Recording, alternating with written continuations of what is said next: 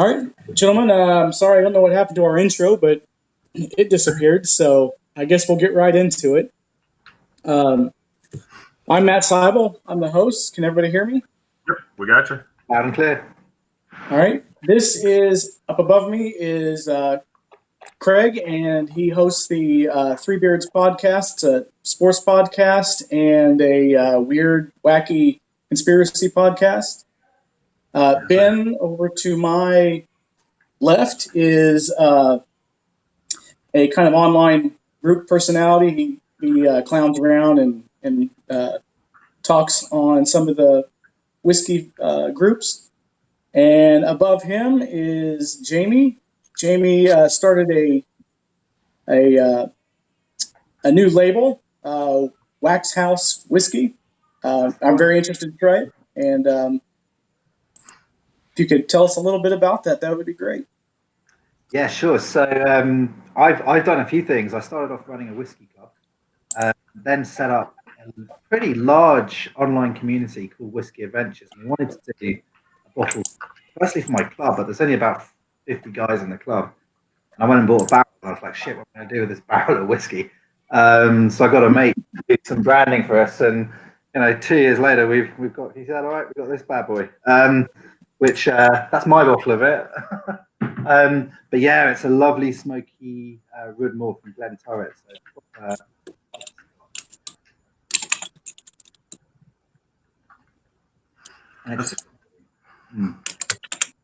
Oh my goodness, are we having issues? Yeah, that's an interesting design on that bottle that you came up with. What led you guys to to that cross? Yeah, I don't know how. So where I live, my town of St Albans, the town flag's like a blue cross. So WaxHouse is right at the top of the road. So my whiskey club, we meet in a pub once a month. And at the top of the road, there's a little old medieval gate. It's like about 500 years old, so like really, really old. Called WaxHouse Gate. And we just we wanted to use this name. We thought it sounded cool. We liked the wax in it. It's when the peasants' revolt in England started, so we thought, yeah, that's got a bit of rebellious history. We like that. Kind of goes with the good vibe. So we pulled the X out of it. Thought we'll use that as the main focal point. And then somebody said, yeah, but Jameson's has got an X on their label, and I was like, we don't want to get sued by the AJ, so we just turned this X slightly sideways and kind of got it into this sort of. Can you guys see that? All right. Mm-hmm. Yep. Yeah. Yeah. So we just ended up with these off perfect X's. Look like 3 designs. And I just wanted something that was going to look really cool, like backlit on a bar. And we sold it into loads of like bars and places locally, and seeing it on a couple, and it looks awesome. So we're pretty pleased with it. Yeah, it's just an unusual one. I'd never seen that style before, so I was just curious where the inspiration came for that label. Well, that's not your normal. So much Scotch branding. It's like stags' heads and pipers and all of this. Like I don't know. Scotch has got kind of a bit of an image problem in the UK, seen as a bit of an old guy's drink, and we wanted to have something that was, cool and could look good on bars, and it's just going to appeal to ourselves and then other people.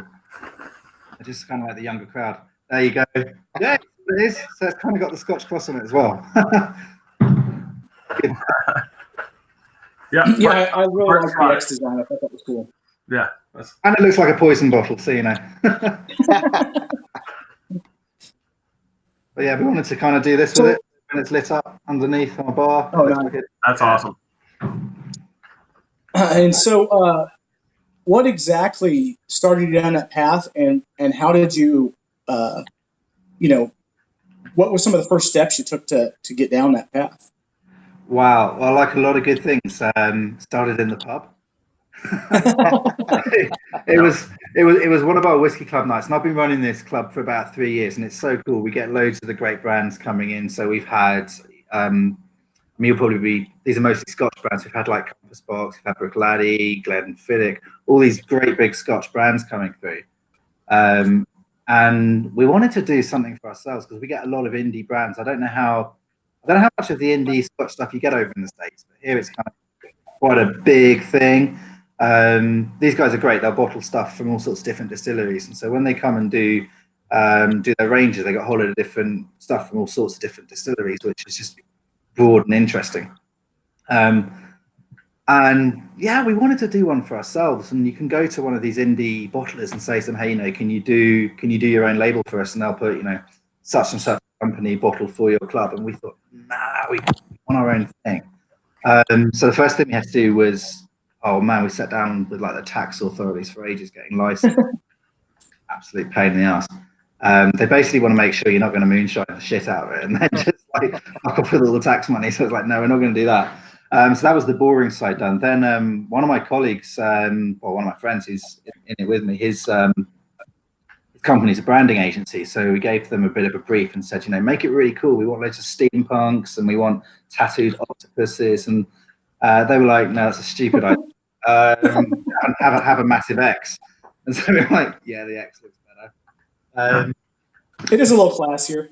Yeah, it's a little bit classier, and it was a bit of a cliche doing like the tattoo stuff, but our mood boards were insane. It was all sorts of crazy stuff. Then you got to buy barrels, and that's where it gets really hard because these distillers do not want to give up their barrels. So you start going around all these brokers that have got barrels that they bought from like private individuals or distilleries when they're just starting up, and you sort of go to them and they're like, yeah, you can have a barrel. It's going to be like £10,000. And you're like, no, it's not. So I get friendly with the guys that have got the good stuff, but not at a stupid price. And it takes a while. And I'm sure we didn't get this for the best price, but we got it for a pretty good price that allowed us to put it in a bottle and it not be kind of crazy expensive. So there we are with that now. And hopefully in future, we'll start seeing stuff a lot cheaper and be able to put out a bit of a range. But yeah, it's hard. Everything you do, you're sort of learning along the way and making those stupid mistakes. It's great fun. It's so much fun. And now we've got a bottle which I can go into my bar around the corner, and there it is. It's cool. Yeah, that's gotta be something that's pretty cool. Going back. Oh yeah, totally. I mean, there's mine. Yeah, exactly. And as long as it's like a little bit emptier each time I go in, it's not just me drinking it. I'm cool with that. Yeah, I think you're living.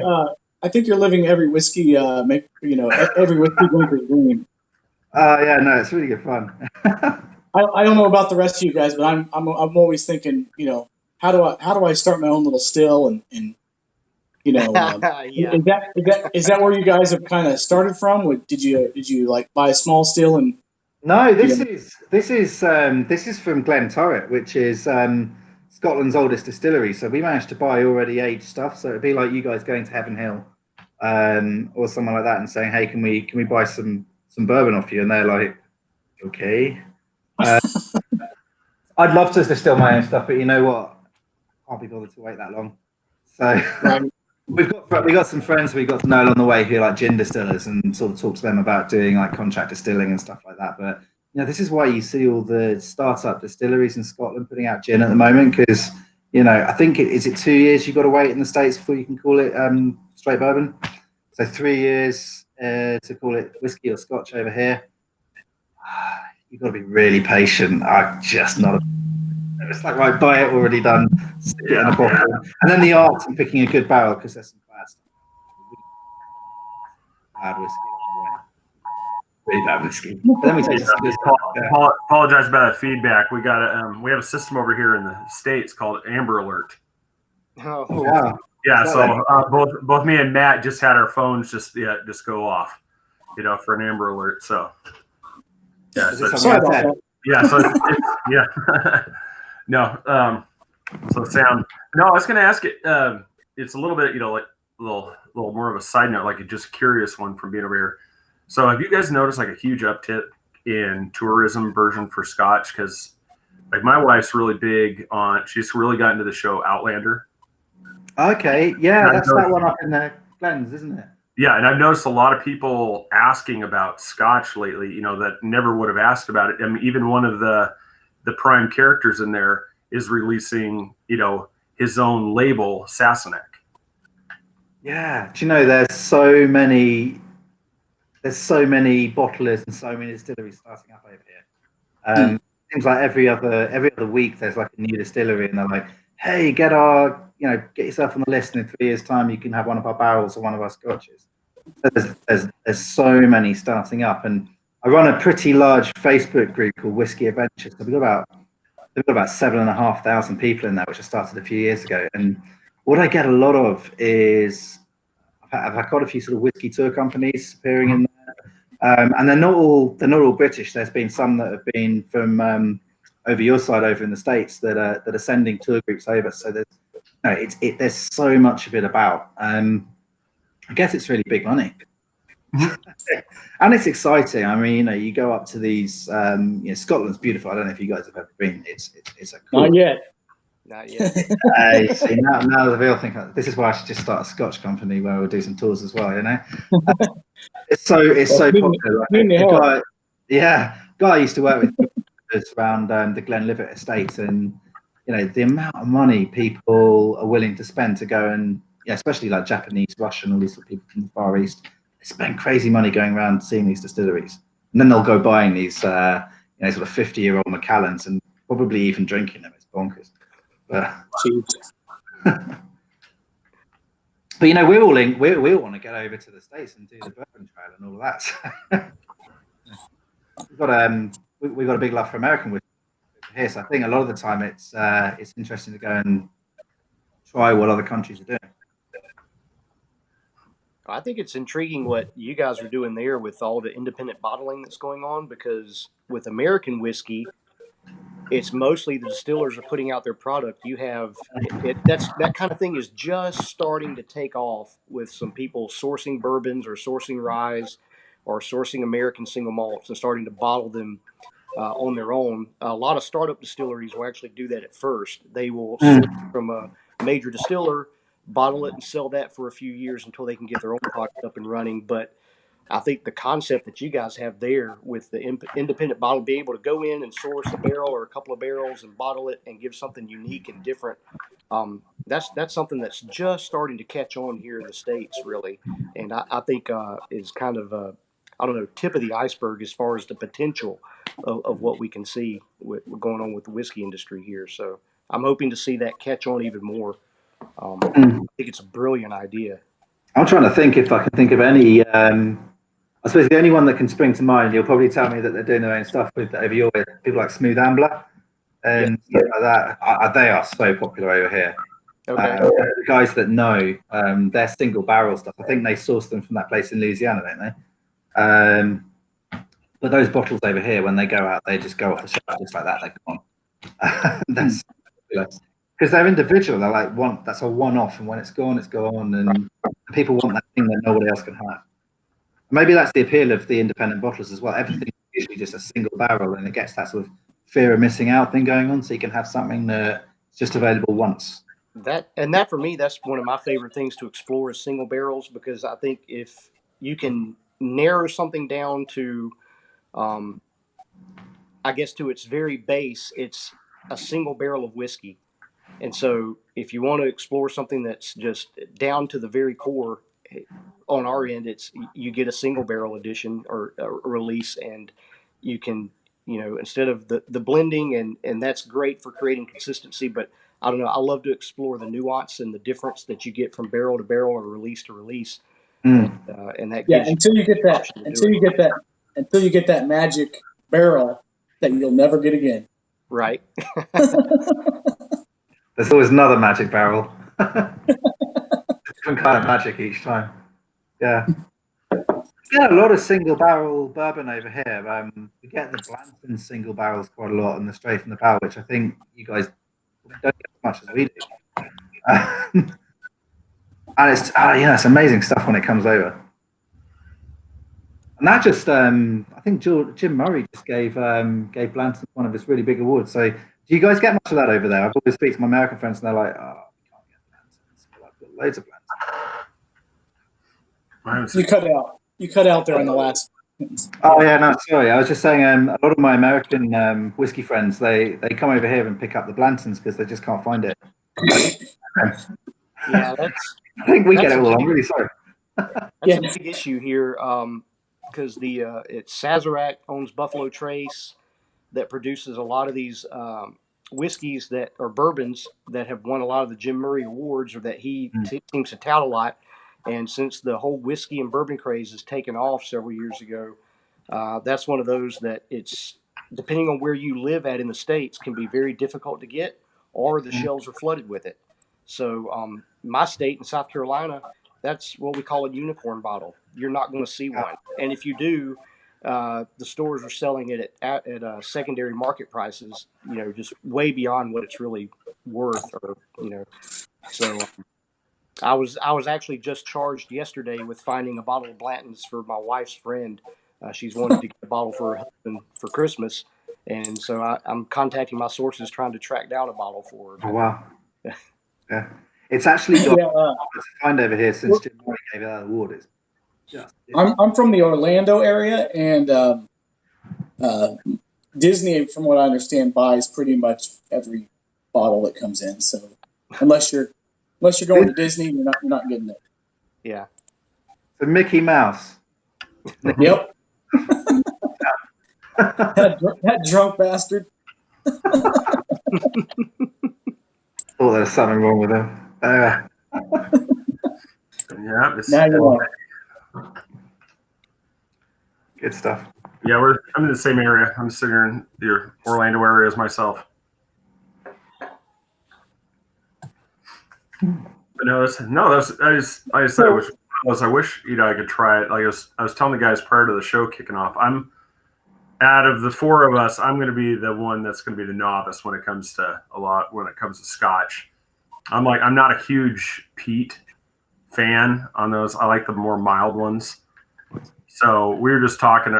So like I said, yours. I mean, where does that fall on that scale? Is it like pretty heavy or is it more of a milder? So this is Glen Turret's. It's supposed to be heavily peated, but it's pretty soft, really. It's not like a Lafroig, which is really medicinal. It's more like if you guys have had sort of like the Ardbeg 10 or Kilhoman, which is probably Ardbeg 10. What's that? Yes, I'm trying to claim it's like an Ardbeg. It's got that kind of like grilled meat smokiness rather than that kind of weird bandage thing that you get with some of the islands. So we were quite surprised because we were told when we got the barrel it was going to be big, heavily peated whiskey, and we tried it, and I think it came out the barrel about 65%. And we've taken it down to 51, and it took now it's which is still reasonably strong. It's smoky, but it's like a soft, creamy smokiness. I don't even know how to describe it, but yeah. If you've had the Ardbeg or you've, especially if you tried the Kilhomans, it's much more like that. Rather than it's not sort of, but it's definitely a peated whiskey. But we're really, I mean, my wife hates smoky whiskey, and she was like, "That's quite nice." And I don't know if she was just being supportive and like, "Yes, dear." Right. It would be awesome to have a bottle to try. Yeah. If only we knew somebody that might be able to send one our way. We've got some mules who are getting some over to the States, so we'll keep you guys posted on how to get it over there. Awesome. Yeah. I think at the moment we've got it on with Tindrum Whiskey that used to be Green Welly Stop, and I know are you guys familiar with those guys? It's this tiny little, it's like a petrol station in the Highlands of Scotland that's got a massive whiskey shop. Sorry, a gas station. Petrol station. It's got this massive whiskey shop attached to it, and they ship loads over to the States. But it's so hard to get. It's so hard to get it over to you guys now because tariffs and blah blah blah, and some of the states really hard to ship to. So I've got a few people that are muling it over. So yeah, speak to me in the secret afterwards, and we'll figure out how to. Yeah. It's basically the easiest way to get it over is in someone's luggage at the moment. Right. Yeah. So basically, I need to smuggle that. Yeah. So how many bottles is this run going to be?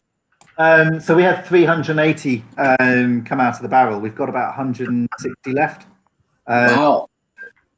Yeah, it went the first weekend. It went fast. The local retailers have just taken it because it's got the local name on it. And obviously, there's like friends going, "Oh yeah, you got your whiskey out. We'll take a bottle off you." But we've had it on our website, so that's waxhousewhiskey.com. We can't ship to the States because of the things I sort of told you about. But we do have it with Tindrum Whiskey. I think you've got to make a big order with them to just loads of stuff. They might have Blanton's, who knows?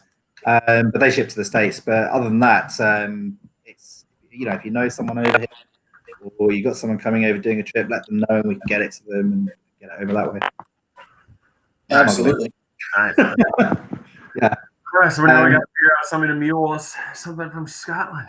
Go over there, fly, go say hi. Yeah, I'm aware of one person who's taken a bottle over so far. Who's been enjoying it. So I've seen it. I haven't seen it pop up on any of the big American whiskey groups yet, but it's appeared in a few places. Nice. Now he's back. Lost him, now he's back. Yeah. What happened here? It happens. It happens. You'll freeze up sometimes, and it's just kind of like we'll be talking, and all of a sudden you're just like, you just forget. Yeah, Thing just went gone. it just locks up. Yeah, it's one of those you get used to. There's just like reset real quick, and all of a sudden you're like, hey, I'm back. All Yeah, right. Mark Zuckerberg hates us talking about whiskey, I think. Oh, he does, doesn't he? I think it was the part about not paying for something is what started to freak him out. He was just like, what? Right. Oh, So that was John Gill, one of our listeners, is asking for a great single barrel at 75 and under. Anybody have a suggestion for him? if he lives in the UK, I've got one in my hand. I just told you. So what is the cost of that in US dollars? Oh, in US dollars. Wow, we've got it on at £65. So I'm guessing that's probably about $80. Yeah. $80, okay. I don't know what you guys are used to. I mean, we struggled a bit because that's starting to become an expensive bottle over here. But I think it's about right for it. It's about right compared to what else. But yeah, feels a lot to me. So you guys are down to like 50% inventory in what, a month? We released it on the 29th of November, so not even that. What's that? Like 2 weeks. So are you guys are you planning on buying more barrels the next round? Yeah, definitely. So none of us are really in the industry. So it's me and three mates, our three friends, and we've all got other jobs. So this is our little side thing. So we put in enough cash between us to get the first barrel, get it out. So once we're not too far off being able to buy our next barrel. So we're just looking for the next one. So second one out, we'll do something a bit different. We're going to go for something. We're thinking maybe like a Linkwood or something that's more sort of not peaty, so that we've got on two different styles. Two different bottles, that kind of thing. I mean, I'd love to get a bourbon. I'd quite like to get a rum down the line. That'd be really cool.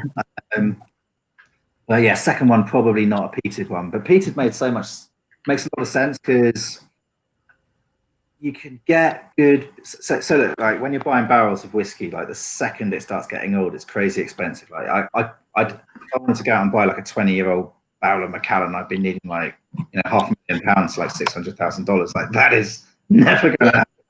That is just crazy. So you need to go for those younger, less well-known distilleries.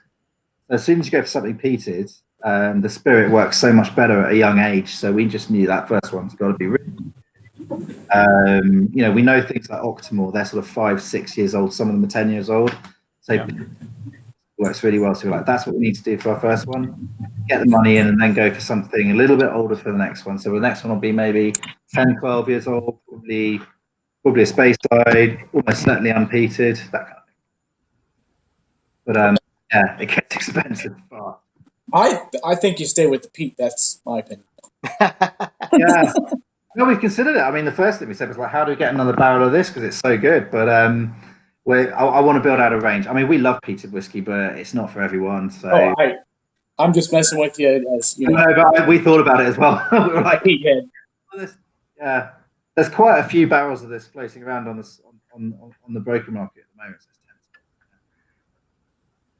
the moment. Yeah, that's what I was curious, if there was a specific profile you were going for in looking for barrels, or if you're just kind of finding whatever's good and interesting at the moment, and okay, we'll bottle that. And you got to find the sweet spot. So I mean, seriously, I don't want to bang on about it, but how much you're willing to spend or how much you can afford to spend really drives the range of barrels that you're going to look at, because these things are crazy expensive once you get it. Once you're getting into like looking at Springbanks, you're looking at anything sort of 20 years old and up. You're talking. Wow.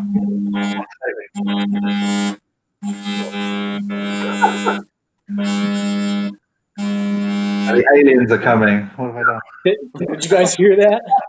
Yeah, that was crazy. It's the Amber Alert again on a different phone. Sorry about that. I've literally no idea what this Amber Alert is. It's like something. I'm intrigued. States, if a child's abducted by either a family member or stranger or something like that, it's just an instant. As soon as it's reported on the police system, it just sends it out to everybody's devices, and it just goes out. And then some devices, it's weird. It's like a delay. You'll get, if you have more than one, you get them at 2 different times. Amazing. Yeah, but it gives you a description, all that stuff. So just let you know, like in the area, it just says if you're in the area, it'll tell you look out for this. That's quite cool. Okay. Yeah. None of that. Anyway, so what we're looking for is we're looking for something that I want to be putting stuff out that the people I drink with can afford to drink and buy. So for me, it was really important to get something that I could sell to my whiskey club that was going to be okay for everyone's pocket. Because, I've got some guys who, for them, splashing out buying a bottle of like Johnny Walker Black Label. I've got other guys that spend stupid amounts of money on single bottles of whiskey and whatever. But I wanted something that anybody, who enjoys whiskey could afford. So that kind of drove it. And then we wanted something people like. So we were looking for sherry barrels. We were looking for peated whiskies. And in the end, we found one that was both. So we ended up with an Oloroso cask, which is nice to have. It's only 8 years old, so you don't get that deep colour. You don't get the Christmassy raisins, but you get that spicy candy fruit in the background. It's lovely. We just wanted something that our friends would enjoy. And that's really all it came down to. So now we're looking. Now, there's 4 of us, and we've all got to enjoy and like the whiskey for it to go into our bottle. So that's a good test. Yeah, if 4 guys that like whiskey enjoy it, then we kind of think that's probably good enough. Nice. Yeah. So with your whiskey club, did you actually did the whole club go into purchasing, or just like 4 of you? No, not at all. So the way it started out is I'd been running this club for a couple of years and trying to do it sort of alongside work, and it's great fun. We do it every month. We usually have brands in, but I sort of thought, right, I need a bit of help with this. So I sent a mail round to the members before we'd even thought of doing this. Hey, who wants to help out with this club? 3 of the guys were like, yes, we'll help out. And then about 6 months later, that's when we said, we should just do our own whiskey. And they're like, well, that's not what I signed up to, but hey, let's do it. And that's kind of how it happened. So, this there was no plan for this to happen. It just happened, which I think is how the best things happen, Yeah. And I think because of that, we've not been overly, we've not been like too business-like about it. It's just been a sort of hobby. And then this. So yeah, there's been no sort of pressure. There's been no one sort of going, oh, you need to do this, you need to do this, you need to do this. We've just been able to do it at our own pace. It gets real when you've got a web shop. That's great. And I see people posting pictures of it online, and I'm like, what's that? I hope they like it. That's the crazy thing. When you send it out into the world and you see someone's about to drink it, you're like, and then like, we like it. Nice. Because you think, you've got your opinion, but ultimately it's like the person who's got it in the glass thinks about it. And that's the only thing that matters. Nice. Yeah. Mm. Hopefully you get a bottle over that way, so I can pour a dram, and we can have you on as we're all about to taste it. You were saying that are you? I think I asked you in Messenger about purchasing a bottle, but you're saying probably purchasing a single bottle probably isn't going to be a option, or too expensive for shipping. So we can't. I'll drop a link to the shop. I don't know how much these guys. I'm going to find out how much they charge for shipping to the States. But yeah, because it's UK, I think it's quite a lot. But I know a lot of guys on the whiskey scene who do purchase from the UK, who use this company.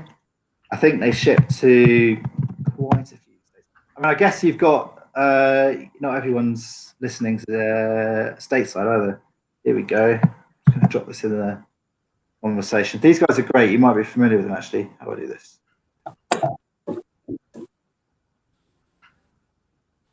Let me read. Now, while he's doing that, one of the watchers, asks, anybody tried the Nick Offerman? I have not yet. I have not yet seen it. Yeah, I've seen pictures of it. I was just curious if anybody's tried it. I haven't yet. I've got there's a sample coming to me on the way, so hopefully within about the next week I should be able to get to try that finally. But awesome. I've heard it's not the best Lagavulin out there. I've heard that, but that could be somebody just hating. Who knows? Right. So, but I would hope he wouldn't put his name on junk, but money talks. Yeah, people put their names on that, for a lot less. Well, in the world of celebrity whiskeys, I mean, that's what a lot of guys are just getting their name on a label. But with him, you know that he actually loves the whiskey and loves the distillery. So you would think he would, he would be putting his name on something that's pretty decent. It's worthwhile. So. It's kind of like Proper 12. It's been hit or miss with the reviews. Yeah, some people are like, oh man, I love this thing, and I've seen some other people like, oh, it's. I've tried it. It's okay. It's not terrible, but it's not anything fantastic either. It's there's a lot of grain whiskey in the mix, and that comes out pretty strong in it. So yeah, that's So like I said, there's just some lists. It's like just because a celebrity comes out and says, yeah, this stuff's it's like But if I you wouldn't argue with the guy there. No, it would be one of those as your friends. What do you think of my whiskey? It was great, sir. Yeah. That was you saw that story, right? Where he some old guy in a bar he smacked him in the round and it was like, I don't like your whiskey, right? I can't get this chat to work, but I've sent the link onto the Facebook chat we were having earlier. So yeah, I'm not sure I can pull it up though. That's It's got a lot of junk attached to it. Yeah. Like Facebook.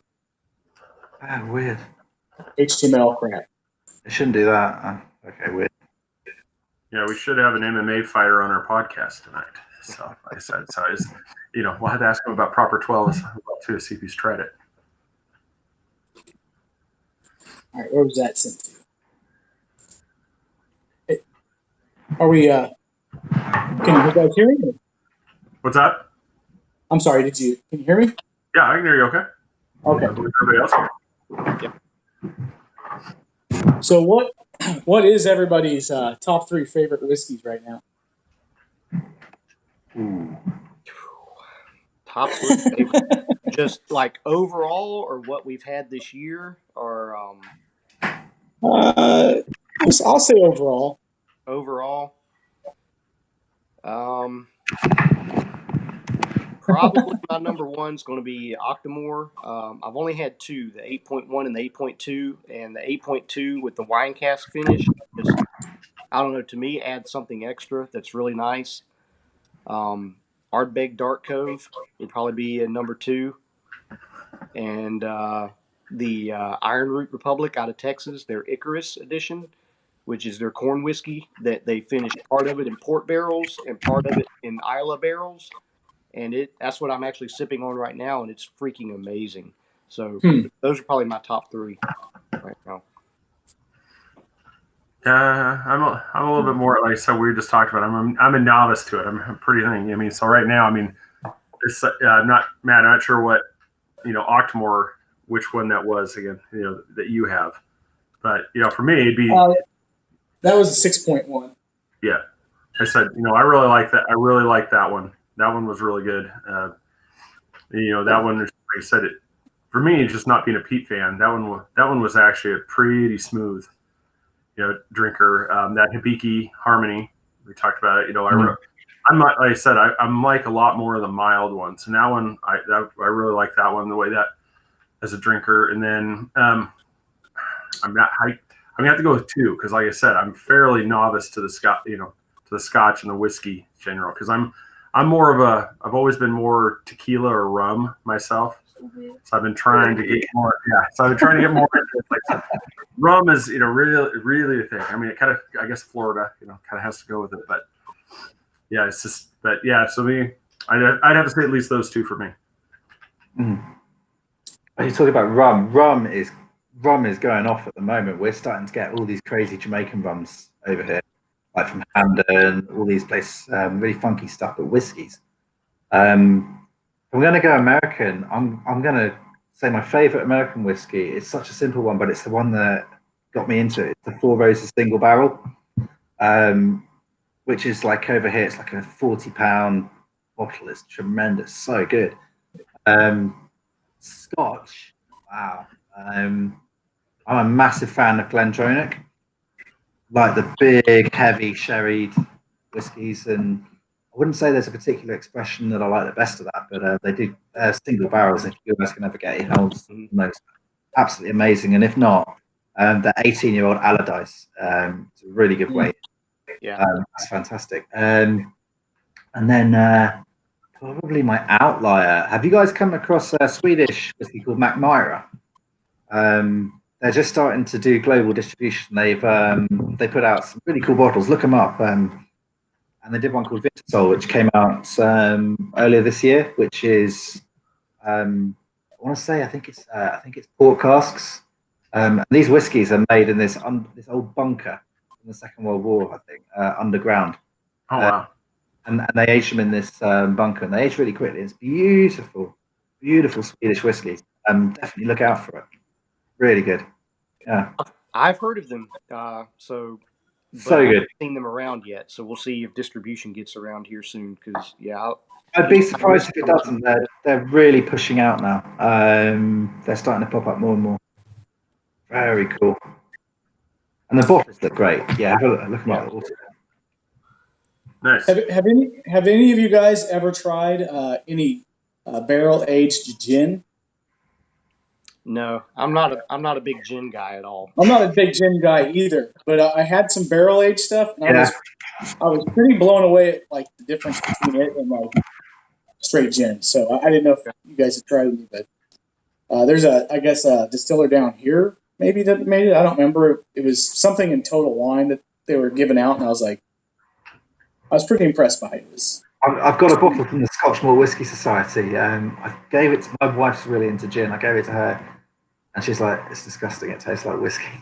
I was like, "That's probably why I liked a little bit there." Yeah. It's sort of in the middle. It's interesting. Really, I like it. Wouldn't buy loads. All right. Oh yeah. So, well, my favorites are going to be the Lagavulin is just good choice. in the top. And I do like the Octomore, and then pretty much any Ardbeg. That's everything I've tasted from Ardbeg, I seem to enjoy. So that's my breakdown. Never had anything bad from Ardbeg. Period. Me neither. Ardbeg's brilliant. I will say I did have I recently got to try Redbreast 21, and that was freaking amazing.